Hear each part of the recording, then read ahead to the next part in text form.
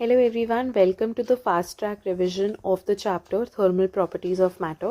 ये क्लास 11 का चैप्टर है। हम इसको फटाफट से 10 to 15 मिनट्स में कंप्लीट करने की कोशिश करेंगे। तो as I have to complete it in very short span of time, मैं आपको सारे कॉन्सेप्ट्स जो है वो आपको बता दूंगी, जिससे आपका प्रॉपर रिविजन हो जाएगा फॉर बोर्ड्स और for competitive level of exams. But हम ना ही इसके कोई क्वेश्चंस करेंगे, ना ही कोई एग्जाम्पल्स करेंगे, ताकि फटाफट रिविजन हो जाए। शुरू करते हैं। इसके टोटल 5 कॉन्सेप्ट्स होते हैं जो हमें पता होना चाहिए। Temperature scale, thermal expansion, calorimetry, conduction, convention, radiation. Concept ये होता है कि जितना हीट का गेन हो रहा है उतना ही हीट का लॉस हो रहा है। हीट को ना ही हम क्रिएट कर सकते, हीट को ना ही हम डिस्ट्रॉय कर सकते। तो हीट गेन जितनी हो रही है ना, बस उतना याद रखना, हीट लॉस भी उतना ही हो रहा है। टेम्परेचर स्केल जब करते हैं तो ये उसका टेम्परेचर स्केल का स्टैंडर्ड फॉर्मूला है।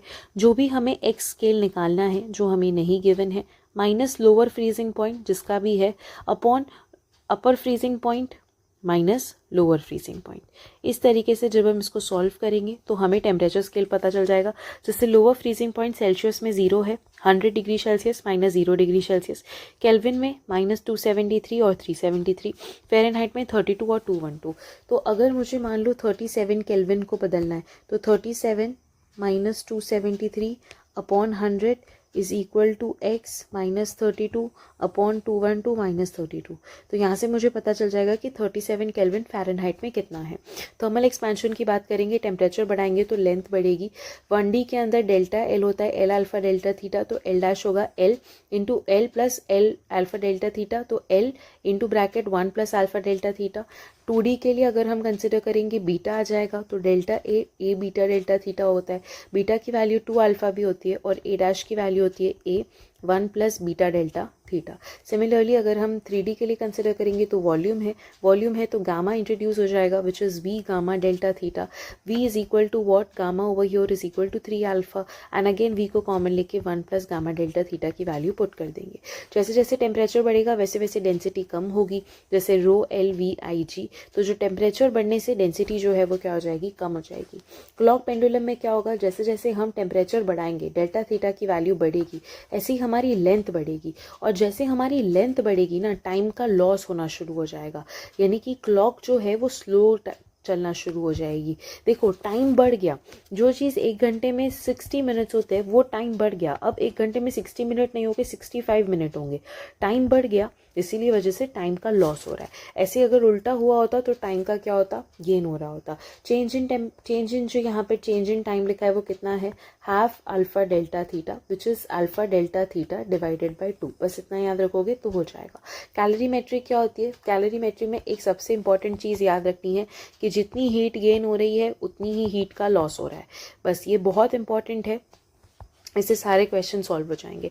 ग्राम स्पेसिफिक हीट क्या होती है, 1 ग्राम को 1 डिग्री सेल्सियस के टेम्परेचर से अगर मुझे इसको इंक्रीज़ करना है टेम्परेचर 1 ग्राम का 1 डिग्री सेल्सियस से, तो मुझे कितनी अमाउंट ऑफ हीट उसको देनी पड़ेगी। तो amount of heat required to increase temperature of 1 gram by 1 degree Celsius, Q की वैल्यू होती है एम एस डेल्टा टी, तो यहाँ से एस की वैल्यू हो जाती है Q upon M delta T. Q की वैल्यू होती है कैलोरी, उसके अलावा मास की वैल्यू होती है ग्राम, डिग्री सेल्सियस। ये डिग्री सेल्सियस जो होता है वो हमेशा इसका डिफरेंस लिया जाता है, तो डिग्री सेल्सियस लो या केल्विन लो, वो ज़्यादा फर्क नहीं पड़ता। ऐसे ही मोलर स्पेसिफिक हीट में 1 मोल जो है उसको 1 डिग्री सेल्सियस से इंक्रीज करने में, टेम्परेचर उसका इंक्रीज करने में हमें कितनी एनर्जी चाहिए, कितनी हीट चाहिए, वो हो जाएगी मोलर स्पेसिफिक हीट। तो वो हो जाएगी Q is equal to mu C delta T. ये मोल्स है, मोल्स कैसे निकाल सकते हैं, given mass upon molar mass, या फिर given number of particle upon Avogadro number of particle. Avogadro number कितना होता है, 6 × 10⁻23। ठीक है, तो इस हिसाब से आप इसको निकाल लोगे and you will be able to do it. अगर चेंज इन टेम्परेचर नहीं हो रहा है, अगर चेंज इन टेम्परेचर कॉन्स्टेंट है, तो ये नीचे जो है वो 0 आ जाएगा, तो C की वैल्यू जो है वो इनफाइनाइट हो जाएगी। लेटेंट हीट क्या होती है, Q is equal to ml। Latent heat वो हीट होती है जहाँ पे टेम्परेचर का चेंज नहीं हो रहा है, यहाँ पे स्टेट का चेंज हो रहा है। अगर कोई सॉलिड है तो वो लिक्विड में जाएगा, लिक्विड है तो गैस में जाएगा। ठीक है, कैलोरीमेट्री है, मान लो मैंने एक ऑब्जेक्ट लिया और यहाँ पे मैंने एक पर्टिकुलर वेसल को रखा और थर्मोमीटर डाल दिया और मैं उसके मेजर कर रही हूँ। जब आइस था तो आइस -20 पे था, उसको मैंने थोड़ी हीट दी तो उसने ms डेल्टा टी से आइस लाया वो 0 पे। अब ये 0 से उसको पानी में बदलना है, तो अब यहाँ पे आती है लेटेंट हीट जो फेज़ को चेंज करेगी। पानी बन गया, अब पानी को हमें बॉईल करना है, तो वापस से मुझे स्पेसिफिक हीट देनी पड़ेगी। वापस से again there is a latent heat over here because there is a phase change. और वापस से तो इसका जो ग्राफ है वो कुछ ऐसा बनता है जहाँ पे ये टेम्परेचर है और ये टाइम है। जब हम देख रहे हैं कि टेम्परेचर जो है वो डायरेक्टली प्रोपोर्शनल, जितनी हमें हीट देनी है वो हम हीट देंगे कांस्टेंट रेट पे, यानी जो हीट है वो डायरेक्टली प्रोपोर्शनल टाइम से। प्रोपोर्शनलिटी का साइन हटाएंगे, एक कांस्टेंट आएगा Q is equal to RT। ठीक है, अब यहाँ पे देखो, पहले यहाँ पे ये आइस है जो उसका टेम्परेचर बढ़ाया हमने तो ये कंप्लीट हुआ। अब आइस से जब पानी बन रहा है तो यहाँ पे लेटेंट हीट चाहिए, इसीलिए C की वैल्यू यहाँ पे कितनी हो गई, इनफाइनाइट, क्योंकि चेंज इन टेम्परेचर नहीं हो रहा है। यहाँ पे latent heat I, latent heat of fusion, जिसके वजह से ये पानी में बदला। यहाँ पे आएगी लेटेंट हीट ऑफ वेपराइजेशन, जिसके वजह से ये स्टीम में बदलेगा, वेपर में बदलेगा। तो ये ग्राफ काफ़ी इंपॉर्टेंट है। अब अगर हमको पता है कि Q is equal to RT है तो DQ की वैल्यू कितनी हो जाएगी, RDT, which is also equal to MS delta T।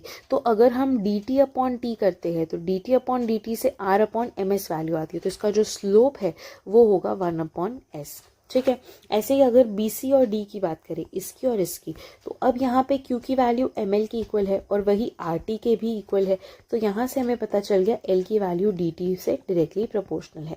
यानी जो भी लेटेंट हीट है वो टेम्परेचर पर डिपेंड करेगी, बट उसके साथ साथ यही लेटेंट हीट प्रेशर पे भी डिपेंड करती है, जिसका बेस्ट एग्जाम्पल होता है रेजुलेशन। रेजुलेशन क्या होता है, रीफ्रीजिंग। ठीक है, हीट ट्रांसफर होता है 3 तरीके से, कंडक्शन, कन्वेंशन, रेडिएशन। कंडक्शन होता है वो प्रॉपर्टी जहाँ पे पार्टिकल्स जो है वो या तो ऑसिलेट करेंगे या तो वाइब्रेट करेंगे और हीट को जो है वो आगे ट्रांसफर करेंगे। तो due to vibration of the atom और molecule heat energy is transfer from one end to another end. मान लो T1 पे जो हमारा टेम्परेचर है वो ज़्यादा है और T2 पे टेम्परेचर कम है, तो यहाँ से हीट जो है उसका ट्रांसफर होगा। थर्मल स्टेडी स्टेट क्या होता है, अब जैसे हीट का ट्रांसफर हो रहा है, कब तक होगा, जब तक कॉन्स्टेंट स्टेट नहीं आता। इसका मतलब ये नहीं होता कि पूरी बॉडी में कांस्टेंट टेम्परेचर आ गया, नहीं, कुछ कुछ चंक्स ऑफ द बॉडी में आपको कांस्टेंट टेम्परेचर देखने को मिलेगा। यहाँ पे -10 है, यहाँ पे -20 है, यहाँ पे -30 है, बट अब ये जो है for a given interval of time यही रहेगा, अब ये चेंज नहीं होगा।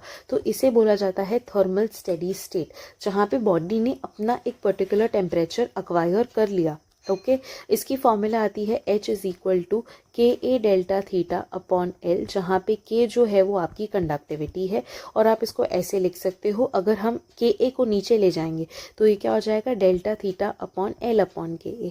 इसको अगर हम करंट इलेक्ट्रिसिटी के साथ कंटेन करते तो डेल्टा थीटा पोटेंशियल डिफरेंस है, L अपॉन KA रेजिस्टेंस है। अगर हम इसको सीरीज में कनेक्ट करेंगे तो इसका आंसर पैरेलल जैसा आएगा, K effective is equal to N 1 upon K1 1 upon K2 till 1 upon Kn। और जब हम इसको पैरेलल में कॉम्बिनेशन करेंगे और अब एक जगह से हमने हीट को डाला और बाहर निकाल रहे दूसरी जगह से हीट को, और अब अगर हमें निकालने की टोटल हीट ट्रांसफर कितना हुआ, K इफेक्टिव, तो वो हम सीरीज जैसा ऐड करेंगे, K1 plus K2 till Kn। जब हम कन्वेंशन की बात करते हैं तो कन्वेंशन में यहाँ पे अब कोई भी पर्टिकुलर पार्टिकल ऑसिलेट नहीं करते। कन्वेक्शन का सबसे इम्पॉर्टेंट केस होता है, एक होता है सी ब्रीज का और एक होता है लैंड ब्रीज का, जहाँ पे जो विंड्स है वो क्या करती है, हॉट रीजन से कोल्ड रीजन की तरफ ट्रैवल करती है। एक इंपॉर्टेंट केस आता है फ्रीजिंग ऑफ लेव का, जिसका ये फॉर्मूला है T is equal to rho L upon 2K theta Y2 square minus Y1 square. ये आपका फ्रीजिंग ऑफ लेव का काफ़ी इंपॉर्टेंट फॉर्मूला है, इसके लिए NCERT रीड करनी होती है, बट ये फॉर्मूला भी याद होना चाहिए, rho L upon 2K theta Y2 square minus Y1 square. ये actually Y2 square minus Y1 square काफ़ी इंपॉर्टेंट होता है, ये रेशियो होता है जितने से वो फ्रीज हो रहा है लेक। रेडिएशन क्या होता है, रेडिएशन में कोई भी तरीके का मीडियम की ज़रूरत नहीं है, कैसा भी होगा वो करेगा ट्रैवल। एमिसिव पावर होती है, एमिसिव पावर होती है amount of radiation emitted per unit area per unit time. तो Q is equal to EAT, eat होता है खाना खाते हैं तो Q is equal to EAT। Kirchhoff law बोलता है जो गुड एमिटर्स है वो गुड एब्जॉर्बर होता है, जैसे ब्लैक बॉडी, जितनी रेज आई उसने पूरी एब्जॉर्ब कर ली और उतनी ही एमिट भी कर ली। Stefan Boltzmann law, Stefan Boltzmann law बोलता है amount of radiation emitted per unit area per unit time is proportional to 4th the power of absolute temperature. तो Q is equal to sigma EAT raise to the power 4। But अब ये temperature है, यहाँ पे ये जो था ये आपका क्या था, टाइम था, ये इंपॉर्टेंट है। तो जब EAT आएगा तो ये टाइम है। और जब यही sigma E8 raise to the power 4 आएगा तो ये टेम्परेचर है। सिग्मा की वैल्यू क्या है 5.67 इंटू 10 रेज़ टू पावर -8 5678 ऐसे लर्न कर लो। क्या है सिग्मा की value 5.67 into 10 raise to power -8।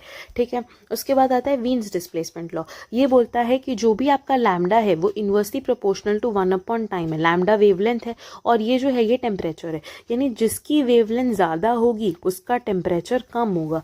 जैसे विबग्योर के अंदर हमारे रेड की वेवलेंथ ज़्यादा होती है तो इसका टेम्परेचर सबसे कम होगा। बस ये इन्वर्स रेशियो बताता है और इसका कांस्टेंट की वैल्यू होती है 2.9 इंटू 10 रेज़ टू पावर -3। ठीक है, न्यूटन लॉ ऑफ कूलिंग जो है वो काफ़ी इंपॉर्टेंट है, फाइनल है। इस पे सिर्फ एक पर्टिकुलर फॉर्मूला दिया हुआ है विच इज़ dt/dt।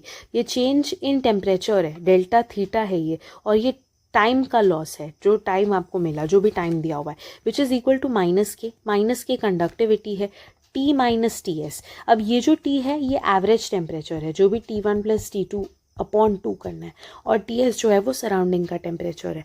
ठीक है, तो क्या हो गया ये dt/dt which is delta temperature upon delta time minus K conductivity upon T minus TS। ठीक है, वो पूरा रब हो गया। वापस एक बार लिखते हैं dt/dt is equal to minus K T minus TS। ये जो T है ये T1 + T2/2 वाला है, ये जो है ये चेंज इन थीटा है, ये चेंज इन टाइम है, और ये जो है ये कंडक्टिविटी है, और ये जो है ये सराउंडिंग का टेम्परेचर है। So that's it for this chapter. Thermal properties of matter में इतनी फॉर्मूलाज है जो याद होनी चाहिए।